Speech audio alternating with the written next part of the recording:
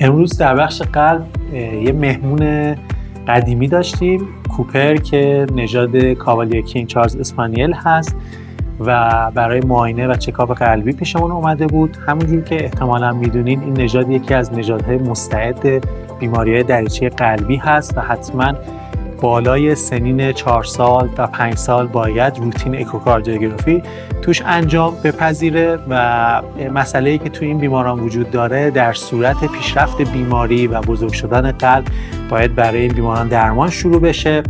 ما برای کوپر امروز تصمیم به شروع درمان گرفتیم و با این روند میتونیم پیشرفت بیماری رو تا حدود زیادی به تأخیر بندازیم